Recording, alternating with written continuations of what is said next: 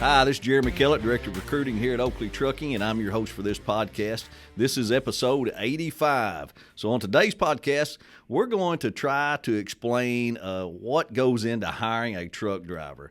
Every path's different. A truck driver's a wanted item. You got a CDL, you can go anywhere. You guys know this, that everybody's trying to get in touch with you and pull you here and pull you there. And so I've got a couple of guys that are in the industry, in the advertising for truck drivers industry, along with a lot of other stuff. But their job is to help companies like Oakley find truck drivers out there and get in front of them. So we're going to visit with two guys that know how to do that and give us some input with that. But first, I want, just like always, I really appreciate you guys listening to this every week. I get some feedback from y'all all the time on that you do listen to it every week, and I really appreciate that. That goes a long ways. I also want you to tell me what you want to hear.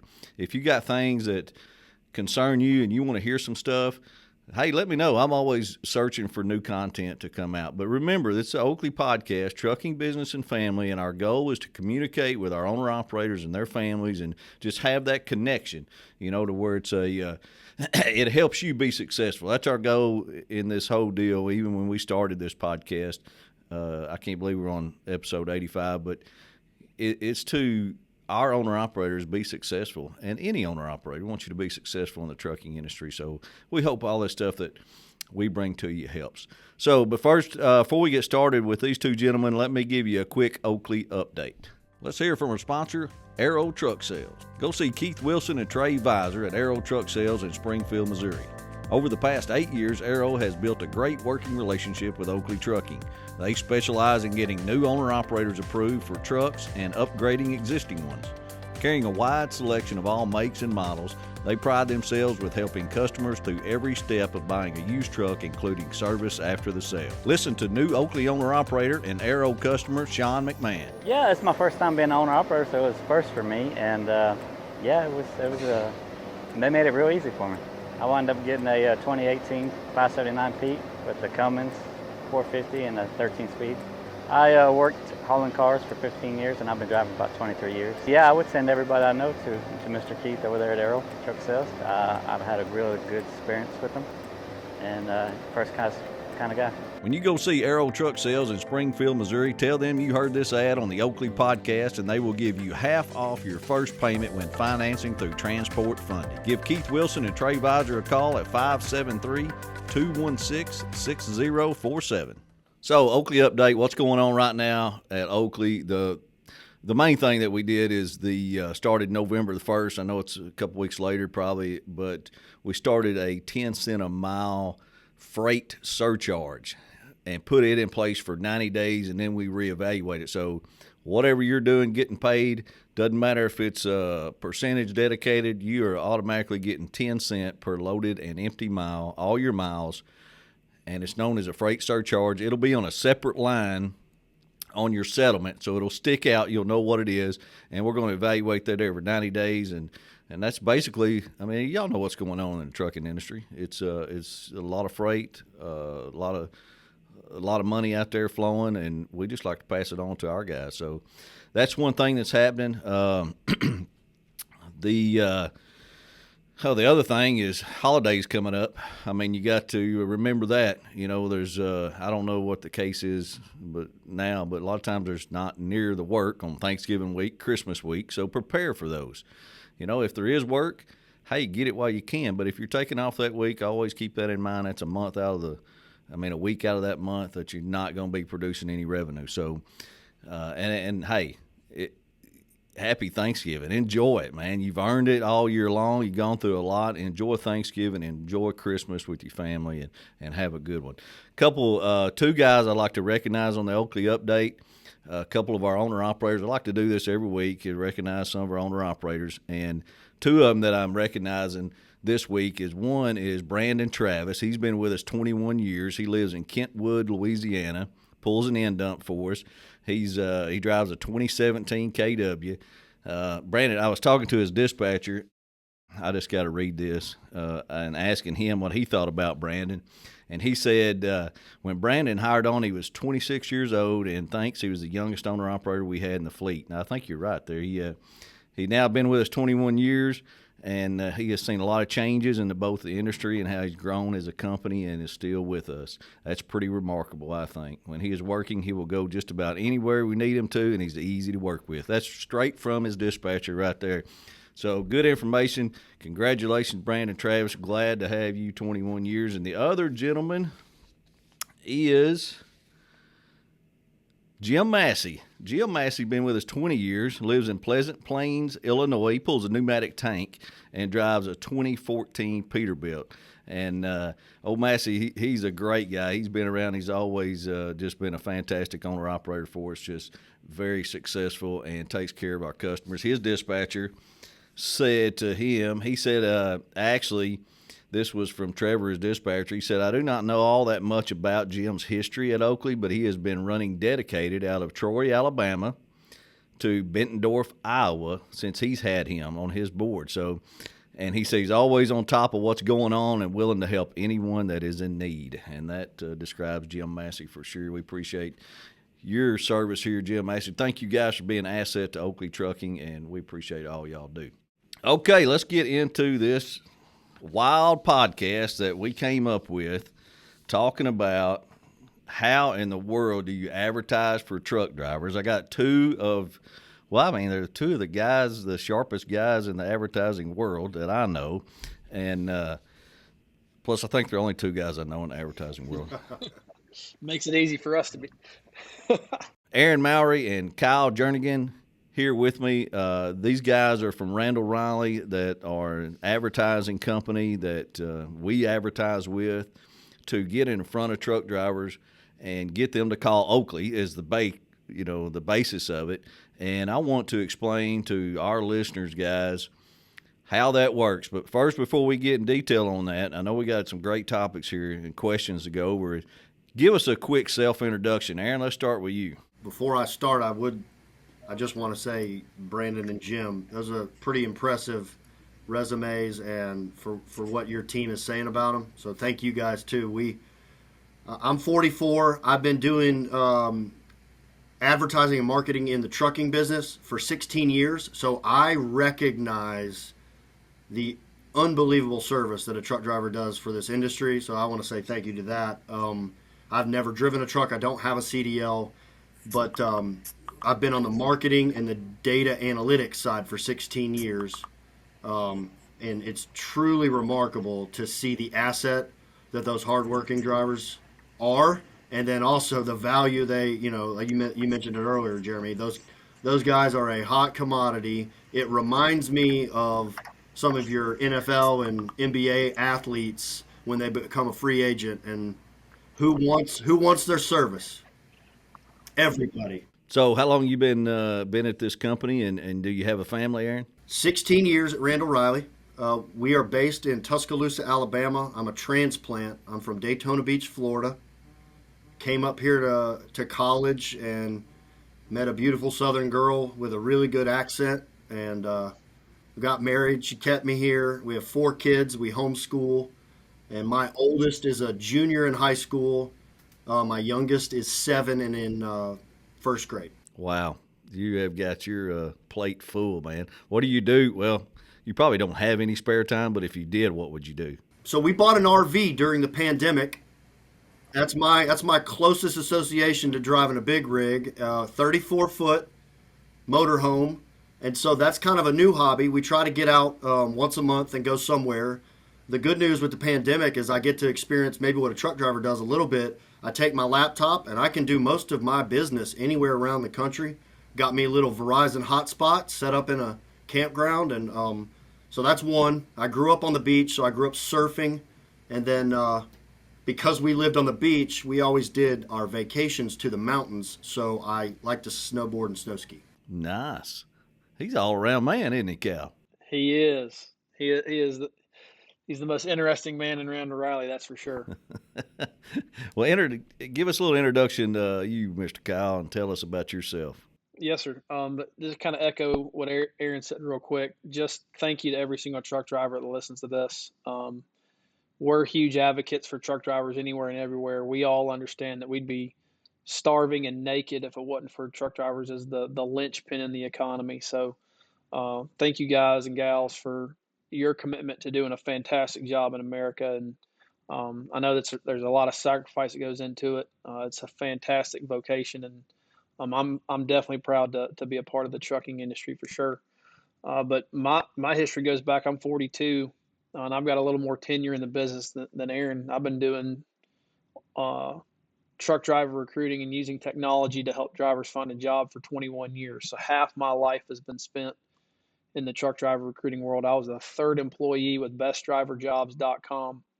When I came to the University of Alabama, I was in business school, and I was working in a call center about like a recruiter. I had a headset and a computer, and I made phone calls all day. And some guy rented an office in the building. I stuck my head in, and he told me he was building a website. And that was in 99. I started working for him in 2000. And through a series of progressions, Best Driver Jobs was acquired by Randall-Reilly, and here we are. And kind of what Aaron said, it's now our life is spreadsheets and trends and data, and trying to do everything we can to connect someone with a better job as best we can. So it's a little bit about me. I'm married to, like Aaron said, I met a beautiful Southern belle with a great accent too. She's born and raised here in Tuscaloosa, Alabama, where the university is and where our headquarters is. And we've got 2 girls, one's 9, one's 5, and I'm 100% girl dad. So they occupy all my spare time. So if I can break away to go hiking or hunting or fishing, something like that, I get a little bit of time away. But my favorite thing is to be in my recliner with one of my girls in my lap watching Disney Channel. I never thought I'd be a homebody, but when I get home, that's all I want to do. Well, sure it is. You got those 2 girls that occupy your time. Well, that's a good history. I appreciate that, guys. That way our listeners know, I mean, with that much, 40-something years, 16 and 21 years in the business, you know what you're talking about. And what I want, our listeners and truck drivers to understand, I don't know that they do understand a lot of times how wanted they are and how big of a hot ticket item they are and what all goes into advertising for them. How much money is spent in this economy to try to get in front of a truck driver, how much analytics, how much over-analyzing everything there is to try to figure out how the truck driver thinks. It just amazes me. I got Kent and Harrison just came back from Nashville at the Recruiting and Retention Conference put on by Conversion.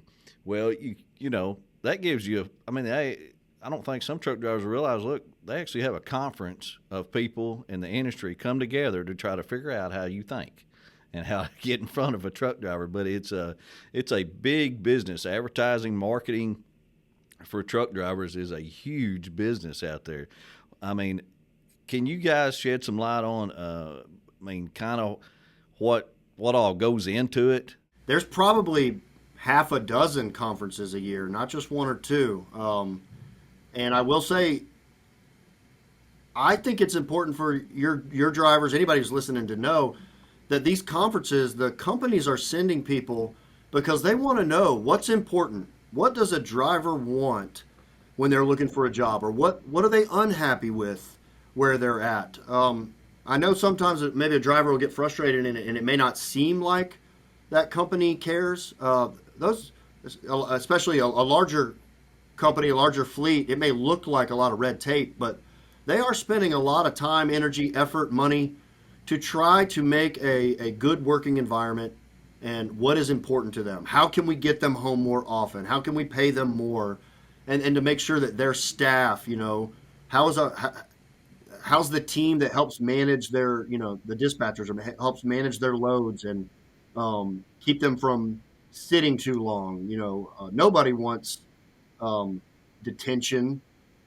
And if you do get it, what kind of pay can we give them for it? So that's a big piece. And that's the stuff we're trying to look at. We do a lot of surveys to find out what is a driver interested in, what are they not happy with when you are looking for, another job, why?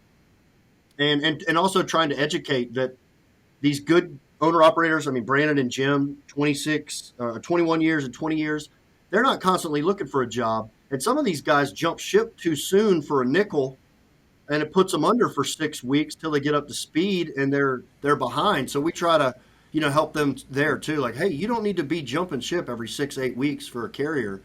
You need to understand the business a little bit more, and then see if we can help them. What are some of the ways that you guys target truck drivers? A lot of it is, it's so much data now, and so much so that if anybody reads the news and they've seen Apple and Google and Facebook, some of them have ratcheted up some of their requirements and privacy, but we want to be honest and do the right thing. So you want to serve an ad to somebody based off of what they're interested in. And a lot of that comes back to, what do you do on your phone? What do you read? What do you like? What articles come in your email? That may sound creepy, but we don't want to send ads to something, to a person that they're not interested in that topic, NASCAR or hunting. So anyway, that is a really simplified version of analyzing a driver's data from their mobile phones and their laptops, and figuring out what kind of driver they are, what do they like, what part of the country do they live in, do they have kids? I mean, it's kind of creepy, but we want to give good advertising to them based off the data that we get from their mobile devices. Yeah, and to kind of dovetail on what Aaron said, I was a huge advocate of sort of personalizing the advertising when it first was brought to market. I thought it was creepy, like Aaron said. I thought it was not an invasion of privacy, because there's nothing private that's ever learned. But when it was shared to me, somebody said, Kyle, because I mentioned earlier I like to hunt and fish. They said, Kyle, do you want to see an ad for Betty Crocker cake mix or Remington shotguns? And it was a no-brainer for me. That's when it kind of dawned on me that an ad is going to get served there. So it's better for me, the person who's going to see it. So it's better for the driver to see that versus just some other random banner that's just filling space, on the screen. So, what Aaron was starting to talk about as well is geography matters. We don't want you, the driver, to see an ad for a job in an area where that fleet can't hire you. So if you're in Arkansas, that ad needs to be in Arkansas when that driver is in Arkansas or lives there, versus I don't need a Seattle, Washington driver seeing an ad for an opportunity for a fleet that needs operations in Arkansas. So just kind of starting with geography there. Like Aaron said, is it the right driver type? Is it the right freight type? Is it the right level of experience? What are the things that we can do to sort of put the right people into the right bucket so that we can show them the right ad? And that gives the driver the experience that they're looking for. I don't want a driver to click on a banner for a job where they're disqualified. That just ruins everybody's day. Well, and I like the way that y'all put that, because that actually makes a little more sense to me too, because as if drivers didn't know before, they're going to know now after this podcast, because you can gather information off of that phone. I mean, that phone, you just know their demographic, where they're from, whether it's area code on the phone number, what they look at. If I get on my phone and I go to Bass Pro Shops and I buy me some Berkeley hog creatures on there, well, guess what? I'm gonna get an ad from tomorrow or later. I'm gonna get an ad from Berkeley and Bass Pro Shops, because I searched it on my phone. I see now why you're trying to find those guys in that right area that fit every company's bill. You don't want to give somebody a different one, like you said, in Seattle, and it's an Arkansas job. Why would you send that to them? The other side of our business, Randall-Reilly, the media side, we do most of the advertising for Freightliner, Peterbilt, Minimizer, 5 Hour Energy, Goodyear, Chevron. So for the owner-operator, if you're on your phone and on Facebook and you see a Goodyear tire ad, that's being served to only the owner-operator, not to the company driver, because that guy's not going to buy tires. So it is important to, I don't want it to come across as we're invading privacy.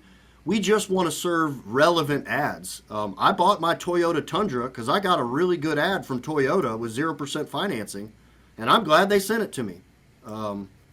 So I hope that makes sense too. But your guys, if they're looking for tires or oil or fuel additives, that stuff comes from us, and it's based off of, we know what is interesting and what they need. So how has this stuff changed over the years, especially, Kyle, you've been in it so long.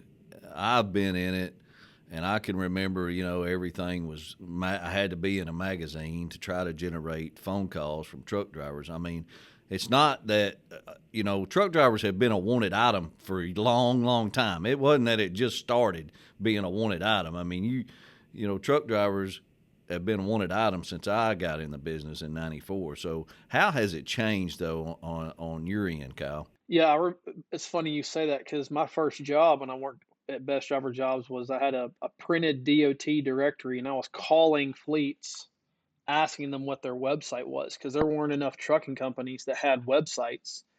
That wasn't anything that was included in a DOT directory. It was the company name, the president, the address, and the phone number.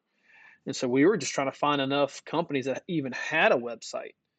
And I remember calling companies, and they told me that the internet is a toy that my grandkids play with. They said nothing but classified ads in newspapers and magazines works for me and my recruiters. So it's gone from, if it wasn't a poster, a billboard, a newspaper classified, or a printed magazine, to now almost all of that has gone extinct. And now everything's mobile focus. If it's not on their cell phone with, we do everything with a mobile first development here. It's got to fit, look, work, and have a great experience on an Android phone, not an iPhone, because most drivers have a Droid phone. That's where we go first. 70% of drivers have a Droid phone. So everything's going to look good there, and then we're going to make it look good for an iPhone. So if you'd have told me then that I would be able to use Google, Facebook, Indeed, ZipRecruiter, and a bunch of different job sources, plus the job boards we maintain here, and I can just target the right kind of driver with the right kind of experience in just the right location. I can even serve them the right video on YouTube. I'm able to it's not necessarily location on a map, it's location online, where I can kind of stack up these different opportunities to try to connect with the right person for the client. And that's good for the client. That's great for the driver because now they're seeing their worth. They are that hot commodity. They are that MVP. I mean, they're the MVP of the economy, if you ask me. They're the the most sought after athlete. They're like when LeBron James was a free agent in Cleveland, and where was he going to go? That's every driver every day. When you guys wake up and y'all turn the ignition, I want you guys to realize you're the most valuable free agent in this country. So that's kind of where things have gone from over 20-something years. How do you manage not bombarding the truck drivers with too much advertising? Because there's so many companies. There's no telling how many companies pay you guys, including us, to try to get us some phone calls from truck drivers or some short apps, we call them, some leads of some sort. I mean, how do you not just overwhelm a truck driver with too many phone calls, too many ads? On your phone, there's such a thing as a notification. If your wife texts you, you get a notification that pops up. We don't do that. So our advertising isn't just popping up on their phone. To your point, if you go to ESPN.com, they have a template for that page, and there's going to be 5 or 6 ad spots on the left, 5 or 6 ad spots on the right. If you're looking at it on a phone, it's a little different. It would be top and bottom. So you're basically buying real estate on that page, kind of like Coke does for a billboard. So someone is always going to be on that ESPN page. We just want to show up there if we're relevant to the person who's looking at that time. So I hope that makes sense to answer your question.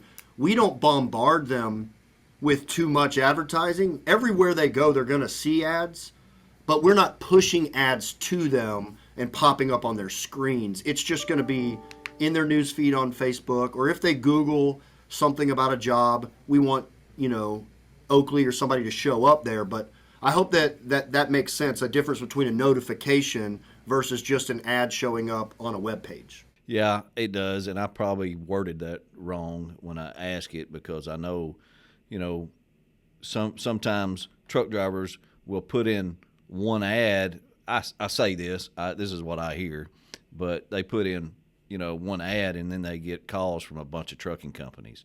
and they're like, oh man, what have I done? I didn't mean to do that. I just wanted to talk to a couple of companies, and and that's when you don't want that to happen. And I don't know that there's any way of preventing that happen, but that's just part of it. Well, we make it a big part of our business is to try to limit that, where I want that owner operator to talk to Oakley, as much as possible. That we still offer service for multi-carrier applications. That driver can fill out one app where they get matched to 5, 6, 7, maybe even up to 10 fleets or something like that. So for all of you guys listening, if you are interested in filling out an application or something like that, just before you hit the submit button, just think, is this going to one company because I just want to talk to Oakley, or is it, do I want to kind of see what the market, what is my worth, and maybe I want to see if 10 companies will call me and I can have 10 conversations that way, because the last thing we want is to pester a driver.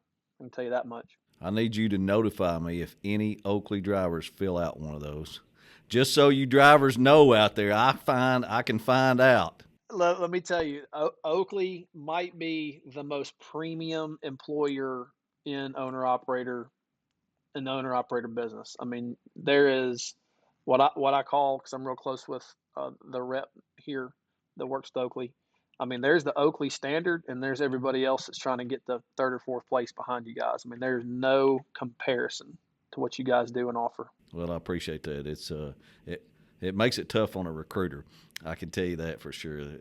These guys have to go through a lot of leads to find the right guy for Oakley, and they know that. I mean, they're special over here, and we try to. That's why we can't hire a whole lot right now. It's just hard to find good guys right now. So, all right, well, let's answer some more of these questions. Let's see, y'all got any numbers like maybe that would be eye-opening to somebody, or like how many times a guy's got to see an ad? So I've got one that I think it's shock and awe probably, and it is extreme, but we have a current client right now during the pandemic, or not, I guess we're out of the pandemic, but during this still weird time. Now, it's not just the truck driver. This also does include some mechanics that they need help with and some warehouse worker stuff. They're spending $900,000 a month in advertising with us right now for those positions. That's the kind of money that's being thrown out there just by one client. One client is spending $900,000 a month. This is about the 6th or 7th month they've been at that level.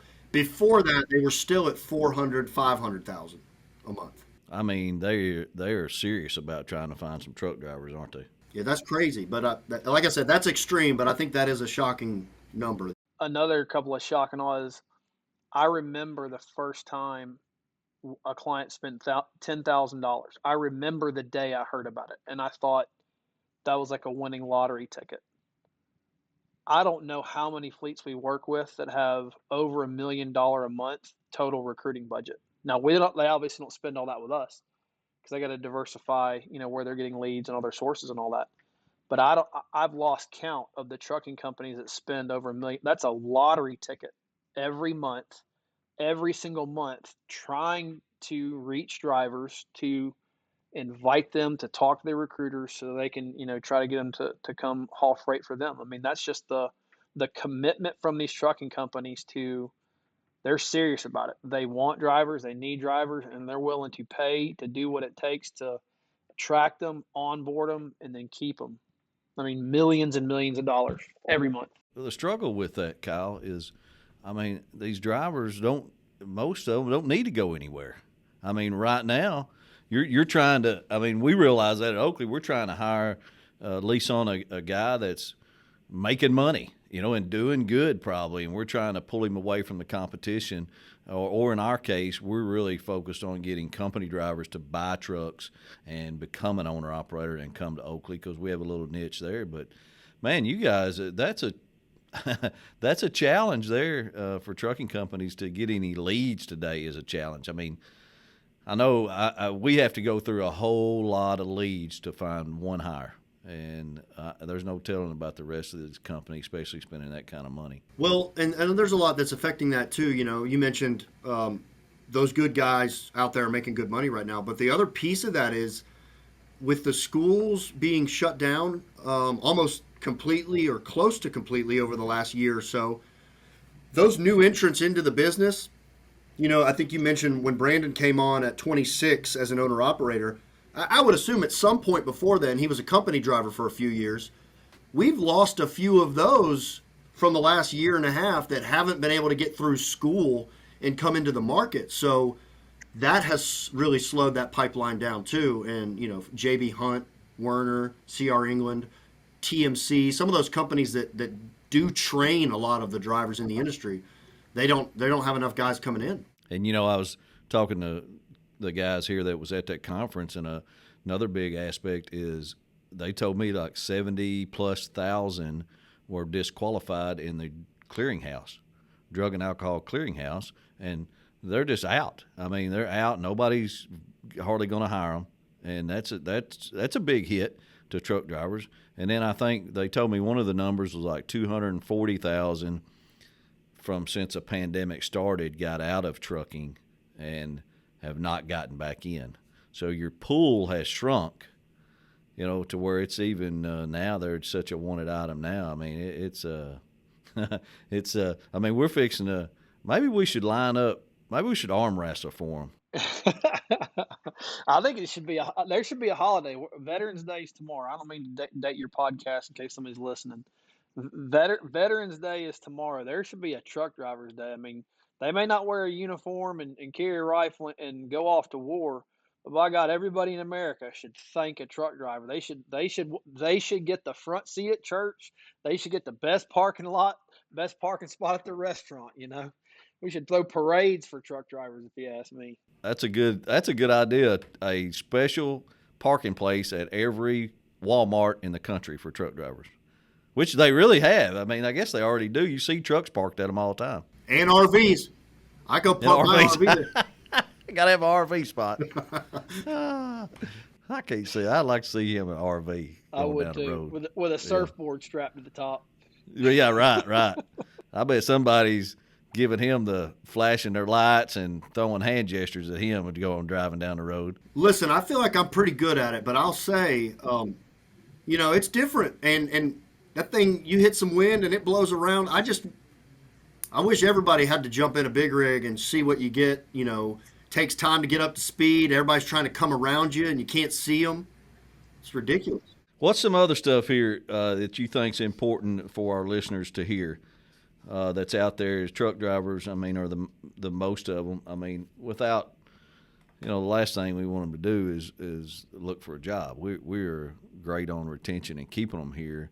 I just want them to understand the money spent, the time devoted. I mean, you guys have 21 and 16 years of your life devoted to marketing truck drivers. It's a huge business. I don't think a lot of them realize how big it is and how important it is to even encourage people to get in trucking too, to keep this world moving. I mean, we got to have more truck drivers and we got to keep them in the trucking business. So it's just a lot to it. I would say one thing that I think has been really good that I don't know what it looks like on y'all's side, but a Facebook, like most fleets have a Facebook account, and I like to see the interaction with the drivers on those Facebook pages.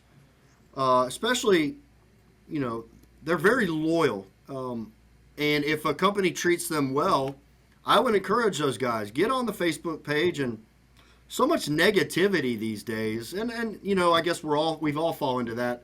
Some stat that says if you're mad about something, you tell 10 people. If you're happy about something, you may tell 1 or 2. But I do think there's something to be said about, brag on your company and talk about it on that Facebook page. Don't let social media only be a negative spot. So I do see good companies and their drivers coming to bat for them. If somebody jumps on and is complaining about something, you'll see 5 or 6 other drivers jump in on that post and give a whole different perspective. Hey, no, that's not how they treated me, and I've been here 10 years, and this is what they've done for me. So I think that that's awesome. I wish more people would do that and use social media for the praises as much as they do for being upset about something. Yeah, and something that I would encourage every driver to do, and this is going to sound crazy coming from somebody who makes a living in the driver employment, lead gen, advertising business. But if you're unhappy, talk to your planner, talk to your dispatcher first. Just have some internal conversations as much as you can. Let them know, like, hey, I don't like what just happened here. I don't like the conversation that we just had. Because it's a whole lot easier to keep a job than it is to go find one. And it's a huge leap of faith to enter your information and hope that some other fleet would be interested in you, can call you, and it can work out. And all that is to say, it's perfectly okay for you to take 5 minutes, 10 minutes, an extra day or two when you're unhappy. Talk to your employer about what's going on to see maybe you can work something out better there. I want to encourage every driver, before you necessarily think the grass is always greener, realize you may have to mow it more when you get there. So I know you guys go to an extreme a lot of times on making sure you're doing right for the company that's paying you, and I appreciate that too. But me and Corey were talking earlier today. I mean, you guys actually listen to phone calls between the truck driver, the recruit, and the recruiter. Is that right? Absolutely. Thousands of them. Well, I'm not kidding. When we talk about creepiness and how things have changed, a lot of it is machine learning and automation. So we do have some machines listening to calls that'll just flag certain keywords. And then we do have real people also jumping in as well and listening to live calls, or not live, but recorded calls, especially if the machine learning kind of raises a flag and says, hey, you need to listen to this one. So it's a little of both. And just to clarify, I don't want the listeners to think that you're listening to their phone conversations, because this is on Oakley side, that we have the phone calls recorded that we could tap in to listen to. I just don't want the people to think we can listen to their phone calls. And anytime you call a company, your phone company, or I think I talked to AT&T the other day, and right when it picks up, it says this call could be recorded for quality assurance. That's what we're doing for our clients, because we've caught some things where drivers being as nice as can be, and the recruiter's just mean as a hornet, or telling them something that isn't true. And so we'll be able to raise that up to the executive team at that company, like, hey, y'all need to take a look at this. I don't think this was a good experience for the driver, and also you're paying good money, and I feel like your team is laying an egg. Right. Have you listened to any of those, Kyle? What's your thoughts on that? And again, it's all quality assurance. To kind of reiterate what you said, we're not listening to every call that driver makes. We're recording the call once they get connected to the recruiter. And like Aaron said, there's some computer programs that can do that voice recognition to listen for keywords and phrases to make sure that the right things are being said, that it's a good experience for the caller, that the recruiter is doing a good job on their end, that it's a good, healthy, positive conversation. But then there's plenty of times where, I've listened to, I think I was in a hotel room getting ready for a meeting the next day with a client, and I listened to about 300 calls. And I was just trying to get a feel for how that fleet was having their conversations. Were they coached well? Were they communicating the benefits of the company? Were they talking about how great this job offer is? Or were they just going, how much experience do you have and where do you live? Okay, I'm going to send you a link. Where there wasn't a lot of care. So the benefit to us, kind of investing in this angle of our business is we want those recruiters to do better, so that when that driver does step out in faith and say, I want to talk to a recruiter, that the driver feels more valued, that free agent value that they have, that's got to be communicated from the recruiter. And so, and again, that's just something that some recruiters don't know, or they haven't been coached. Maybe they've forgotten, or they have some bad habits. And it's all in an effort to try to welcome that driver into a new employment opportunity. Well, there's nothing that makes a director of recruiting matter than he spends all this money to get a lead, a phone call into that office, and then it's handled terrible and didn't. That's why, I constantly tell our guys, they know how much a phone call cost us. That phone ringing, here's what it costs for that phone to ring. Pay attention, get a guy's name, information. Let's go to all extremes to keep him in there. And, for I don't know, a lot of drivers, I'm sure a lot of companies do it, but we try to get as many leads as we can in, and then we try to follow up on those leads constantly. To, whether it's somebody that's even not interested, we still want to maybe once a month drop them a note or a text or an email or something just to keep them hanging. You never know when it's going to change because it's so competitive out there right now. I do have one thing I think might be valuable to your folks that may want to hear about. And I'm not sure on y'all's end how much you do it, but YouTube video, that's a big piece of what we do, especially the driver testimonial side. Just a quick 30 seconds or so, the driver talking about what he loves about the company. And if you're try to quickly explain it for your listeners, when you jump onto YouTube and you want to look at Tom Brady highlights, sometimes you get served a little 30-second ad before the Tom Brady highlights video, and there's a little box in the corner that says skip it after 5 seconds. That's one of those videos we're talking about. And again, we want to serve a video that's relevant. My 17-year-old who plays baseball at high school, I don't want him to see an Oakley ad. It wouldn't be relevant to him. So those are the kind of things that we're trying to do. And if you guys have some really good owner-operators that we'd like to make rock stars, we can put them on YouTube and serve those ads to a bunch of different owner-operators. That works really well.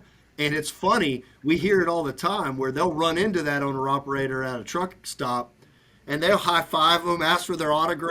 I mean, those guys can get pretty popular. I believe YouTube is one of the best tools and resources for drivers just to get information. It can be about things to do at a truck stop. I heard or watched a video and heard a story about a guy that when he uses his hours reset and when he was on the road, he had Rosetta Stone. I'm not plugging them, but had that playing, and that man over the course of 2 years got fluent in Spanish and got fluent in Italian. And he got that idea from somebody off of YouTube, and he kind of documented some of that there. So, and why is that important? Well, now he's more valuable if he speaks Spanish because he can go anywhere and speak English or Spanish in the United States. So it made him a more valuable, kind of asset that way. But just learning about other drivers who drive for your fleet, look them up on YouTube. What are they putting out there? Like Aaron said on Facebook, go to the followers of your fleet's page, connect with them there too. So it's just, I think YouTube is way underutilized.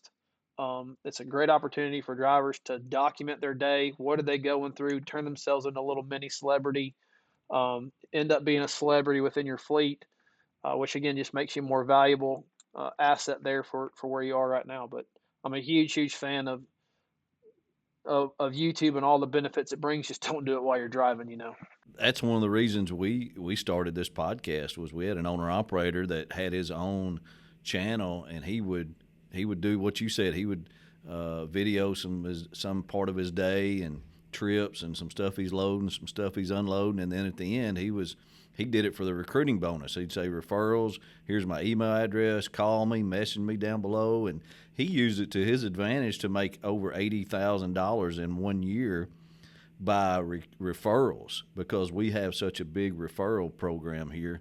And $5,000 an owner operator over a 90-day period, and it has worked for him good. But now, so I've tried to get every owner operator to do that. Well, I wished every one of our guys would start their own YouTube page, because people, you're right, Kyle, people go to that. It is, and it made us start this podcast. Well, we started the podcast audio version only, and then we said, look, we got to get on YouTube. That's just where, I'd never been on YouTube before a couple of years ago, and I started getting on there, and there's so much trucking stuff out there, and people are getting, a lot of views, and a lot of truck drivers using it. And we started doing this podcast, and bam, it's starting to blow up and gain traction. So it's definitely, I agree with you on that YouTube. I apologize in advance if you lose some subscribers because of today, if we're boring. Don't quit the podcast because of this one episode if it was boring. Yeah, I'll echo it. If you liked it, post about it. You had a positive experience, post about it, and invite your friends to subscribe too. That's a good point there, guys. Well, I think it was great, and I think it helps open the eyes of a lot of truck drivers out there to let them know the lot of stuff that goes into trying to find them, get in front of them, advertise, the money spent on them. And, the goal to me would be stay where you are. I mean, even though we need more, but quit all the churning and trucking industry, going from one place to the next. Find you that good company and stick with it. They're going to hang with you and they're going to pay you. I mean, it's just you got to find that good company, and maybe that's part of it. Maybe there's a bunch of bad companies that's messed it up for all of us. I will say, we work with about 500 fleets. 98% of them, I would say, are really good companies. Now, you may have a bad dispatcher or a bad recruiter, and that hurts the whole company.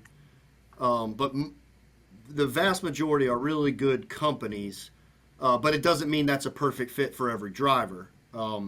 Anyway, I do think that there's a few out there that probably give, maybe the overall a bad name, or even a few recruiters that get all recruiters a bad name. So, don't lump everybody into one big bucket. But I agree with you.